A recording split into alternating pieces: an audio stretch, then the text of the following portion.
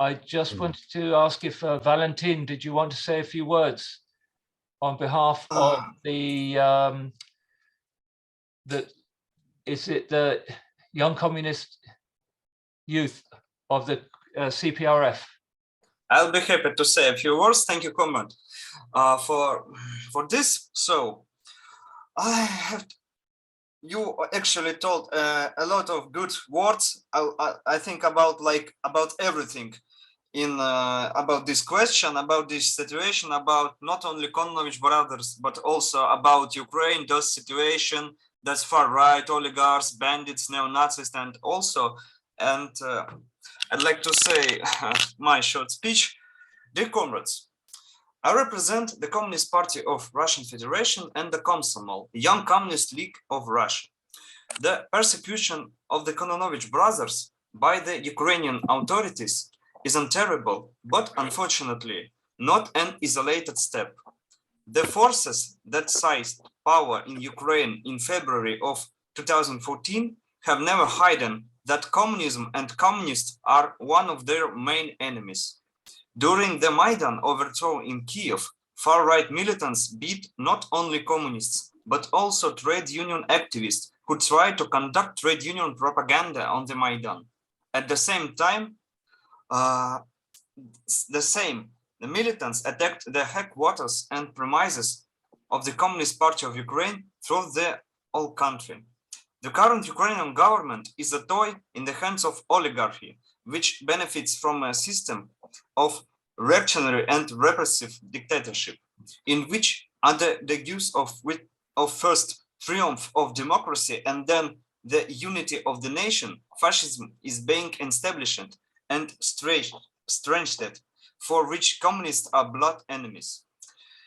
We demand the release of Kononovich brothers, but will the criminal fascist oligarch regime free them? No. Freedom for them and for the country from oligarchy and fascism can only be given by the collapse of the regime and the establishment of socialism. That's my opinion. Thank you, comrade. Yeah. So did you say something, Gareth? I just here. Fantastic, Valentin. Brilliant. Thank you. Thank you very much. Also, I think you know that we sent another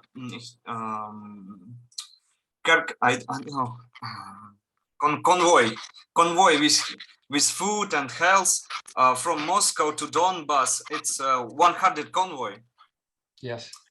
The Communist Party of, the Communist Party of Russian Federation does so much for Donbass, for Ukrainian lefts during 2014, and in Russian SME, like full silence, completely silence. No one gives us any attention, like CPRF, okay, and what?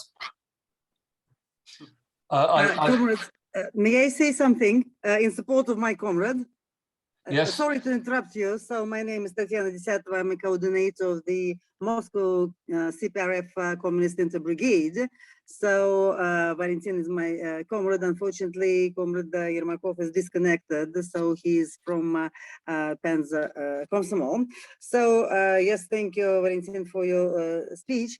And yes, you have already mentioned the humanitarian aid that the Communist Party of the Russian Federation has been giving since 2014. And yes, thank you very much for mentioning that last week we sent the 100th, well, we don't like the word convoy, but anyway, caravan, right? So actually I took this floor to give you greetings from the Communist Party of the Donetsk People's Republic and Comrade Litvinov, Boris, who wanted very much to participate in today's conference, but unfortunately couldn't because of the situation there. You know, it's terrible, really, non-stop shelling. So comrades who have just come from the region know the situation better. So just my personal request to all those comrades who are in Moscow or who go to Donbass via Moscow, please get in touch with us. We shall be happy to talk to you, to meet you, to take interviews, to spread information in our mass media. So you're most welcome. Our contacts, so Comrade Brooks has all our contacts. You're most welcome in Moscow, and let us meet together. This is the only way how we can overcome the difficulties and show our solidarity. Thank you very much. Sorry to interrupt you. Thank you, Tatiana.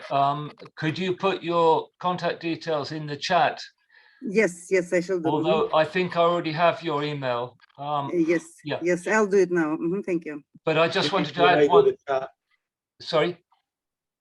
The chat's disabled at the moment, so somebody will need to change that. I have her. I can put it up. Oh, yeah. But I just wanted to add for Tatiana and Valentin one other thing which they maybe forgot, and that is that quite a few volunteers from the CPRF and other Russian communist parties have actually gone to fight in the Donbass, not just in the current war, but in the past as well. They've joined the People's Forces in the Donbass.